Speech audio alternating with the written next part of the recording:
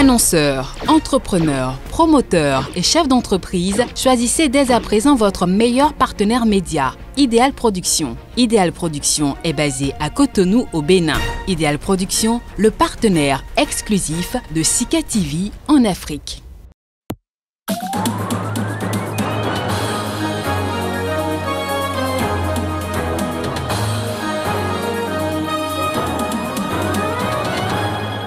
L'ancien président malgache Didier Ratsiraka a tiré sa révérence. Il est décédé ce dimanche à 84 ans. L'ex-président a dirigé le Madagascar pendant 20 ans.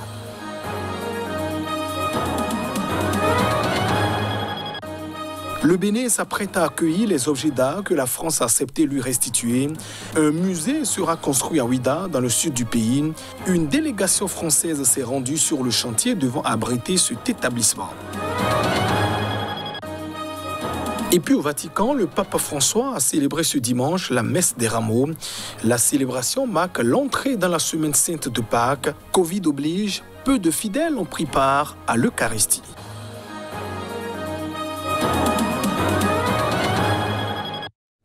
Et voilà pour le sommaire de ce journal. Bienvenue dans cette édition.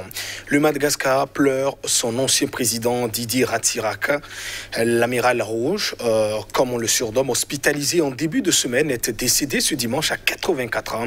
C'est l'actuel président de la République qui a donc officialisé la nouvelle. L'ancien président malgache Didier Ratsiraka, officier de marine surnommé l'amiral rouge pour sa politique socialiste, est mort dimanche matin à 84 ans, a annoncé l'actuel chef de l'État Andry Rajoelina sur Twitter. Les Malgaches ont perdu un illustre patriote, a déclaré Andry Rajoelina, instigateur de la révolution socialiste malgache qui se révéla un échec économique et social. Ce militant anticolonial, camarade de Fidel Castro, a laissé en héritage la malgachisation de l'enseignement et du nom des villes. Un mouvement de contestation entre 1991 et 1992 l'oblige à quitter le pouvoir et accepter la transition libérale réclamée par son opposant de l'époque, Albert Zafi, qui lui succédera à la tête de l'État. L'amiral rouge reprendra le pouvoir en 1997, mais en sera une nouvelle fois chassé à l'issue de la présidentielle suivante. Au terme d'un scrutin contesté, des manifestations et des affrontements armés éclatent de décembre 2001 à juillet 2002 dans les rues du pays entre les partisans de Didier Ratsiraka et ceux de son nouvel opposant, le maire d'Antananarivo, Marc Ravalomanan. Marc Ravalomanan est finalement déclaré vainqueur et Didier Ratsiraka forcé à s'exiler en France pendant 9 ans. En 2003, le président déchu est condamné par contumace à 10 ans de travaux forcés pour détournement de deniers publics, puis à 5 ans de prison ferme pour atteinte à la sûreté de l'État. Ces peines seront toutefois annulées en 2009. Ces 10 dernières années, il était présent sur la scène politique malgache, régulièrement invité sur les plateaux de télévision pour livrer ses analyses. La campagne électorale pour la présidentielle du 9 avril prochain a démarré au Djibouti. 2 candidats sont en lice. Le sortant Ismaël Omar Guelleh, au pouvoir depuis 1999 et qui brigue donc un 5e mandat. Et puis Zakaria Ismaël Farah, c'est un homme d'affaires, président d'un parti politique. Le reste, l'opposition a boycotté le scrutin. Le président du Djibouti, Omar Guelleh, a commencé sa tournée électorale par un meeting à Tajoura, dans le nord. Une dizaine de rassemblements sont programmés jusqu'au 7 avril. L'opposition qui boycotte les élections accuse le chef de l'État de s'éterniser au pouvoir. Plusieurs partis d'opposition, ONG et activistes sont sur le point de signer une charte. Le texte prévoit une transition politique avec de nouvelles institutions pour se prémunir contre le chaos après la chute inéluctable de la dictature, avance-t-elle. Selon l'opposition, les élections ne servent plus à rien à Djibouti. Plus le pouvoir s'éternise, plus les risques de chaos et d'instabilité seront présents et c'est ce qui justifierait cette charte. Le parti RAD d'Abdourahmane Mohamed Guelleh a également lancé un mot d'ordre de boycott. Vendredi, ses partisans ont manifesté pour la 11e semaine de suite contre le 5e mandat du président. L'armée érythréenne va se retirer du Tigré, où elle est donc entrée après le début du conflit en novembre dernier dans cette région du nord de l'Éthiopie. C'est ce qu'a donc assuré le Premier ministre éthiopien Abiy Ahmed. C'était à l'issue d'une rencontre avec le président érythréen Isaias Afewerki. Précision. Pendant des mois, les autorités d'Asmara et d'Addis Abeba ont démenti la présence de forces érythréennes au Tigré, qui étaient pourtant largement rapportées par des habitants, des humanitaires, des diplomates et même certains responsables civils et militaires éthiopiens. Ces troupes ainsi que l'armée éthiopienne y ont été notamment accusées de pillage, de massacres et de viols. Mardi, le Premier ministre éthiopien a admis pour la première fois devant le Parlement que des troupes érythréennes étaient présentes au Tigré. Il s'est ensuite rendu dans la capitale érythréenne Asmara ce jeudi. Dans mes discussions du 26 mars avec le président Isaias Afewerki, le gouvernement érythréen a accepté de retirer ses forces en dehors des frontières de l'Éthiopie, a-t-il annoncé vendredi matin dans un communiqué posté sur Twitter. Le ministère érythréen de l'information a publié en début d'après-midi un communiqué relatant la visite d'Abiy Ahmed sans mentionner un retrait de troupes. Mais l'ambassadeur au Japon a confirmé sur Twitter qu'à partir d'aujourd'hui, les forces érythréennes restitueront toutes les positions quittées par les troupes éthiopiennes lorsque le conflit a éclaté. Les États-Unis ont salué cette annonce qualifiée de pas important vers une désescalade du conflit dans la région. Nous devons voir un retrait immédiat et inconditionnel des troupes, la fin des hostilités et une solution politique, a réagi de son côté le ministre britannique des Affaires étrangères. L'Éthiopie et l'Érythrée se sont opposés entre 1998 et 2000 durant une sanglante guerre frontalière alors que le TPLF dominait le pouvoir en Éthiopie. Les deux pays se sont rapprochés après l'arrivée au pouvoir en 2018 d'Abiy Ahmed, récompensé du prix Nobel de la paix en 2019. Mais l'Érythrée et le TPLF sont restés de féroces ennemis. Plusieurs dizaines de personnes ont manifesté à Bamako, au Mali, objectif réclamer le départ des soldats français du pays. Des manifestations récurrentes depuis quelques jours ont donc lieu pour exiger le départ des troupes françaises sur le continent.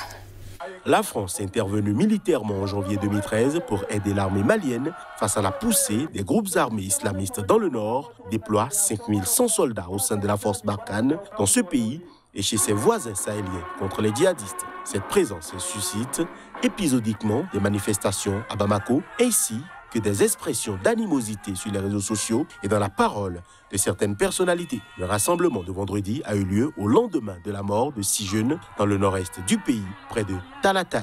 Barkhane dit avoir neutralisé des djihadistes dans le secteur, mais des notables locaux assurent que les jeunes tués étaient des chasseurs. L'appel à la manifestation avait été lancé avant les événements de jeudi par un collectif appelé Yereolo debout sur les remparts. Des jeunes surtout et quelques personnalités, dont 2 membres de l'organe législatif de transition, se sont réunis vendredi. On n'a rien contre la France, on n'a rien contre le peuple français, mais nous disons non à la présence militaire d'occupation, a dit un membre d'une association de femmes appartenant à la plateforme. Nous n'avons jamais jeté une pierre contre l'ambassade de France au Mali, mais nous sommes contre la présence militaire française au Mali. C'est pourquoi nous disons « à bas la France », a déclaré Amina Fofana, l'une des 2 membres présents de l'organe législatif transitoire. Adama Diarra, le 2e membre présent du Conseil national de transition, a réclamé le départ des Français au profit d'une coopération militaire russe. Pour rappel, le Mali est dirigé par des autorités de transition dominées par les militaires qui ont renversé l'ancien pouvoir civil.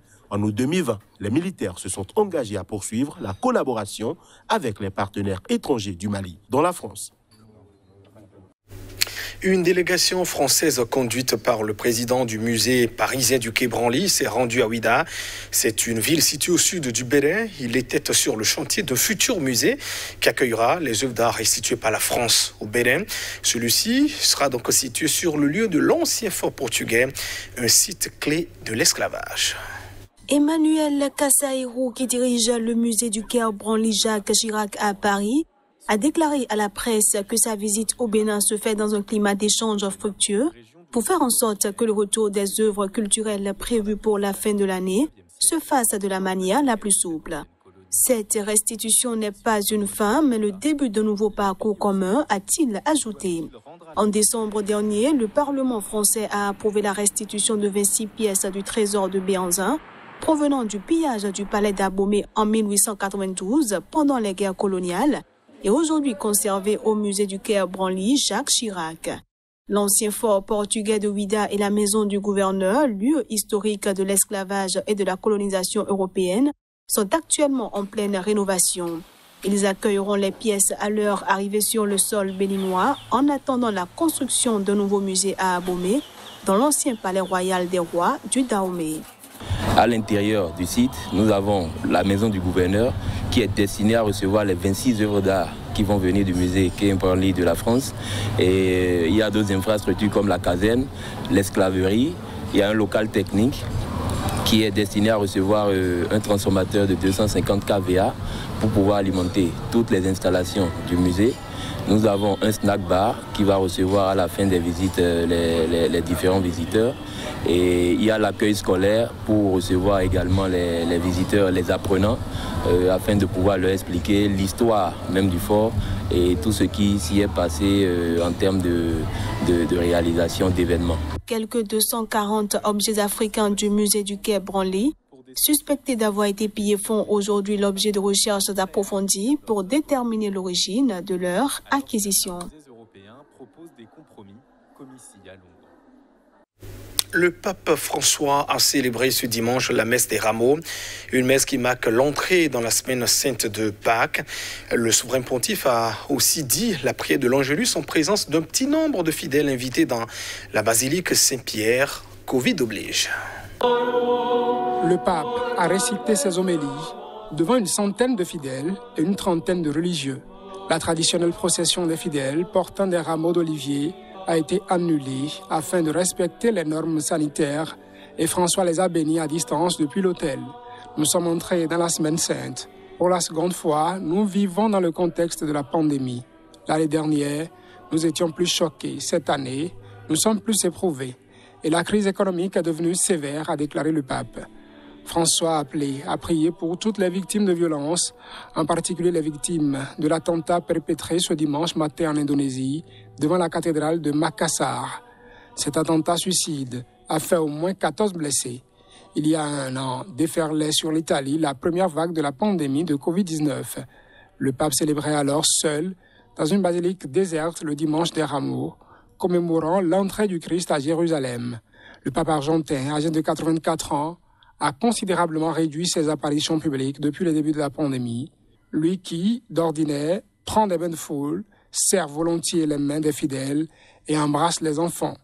Il a dû annuler à plusieurs reprises les audiences du mercredi et se trouve aussi contraint de célébrer l'Angélus dans sa bibliothèque privée alors que les mesures de confinement empêchent les pèlerins de se réunir sur la place Saint-Pierre. Son voyage en Irak, début mars, était son premier déplacement à l'étranger depuis novembre 2019. Et c'est la fin de cette édition. Merci de votre attention. Au revoir.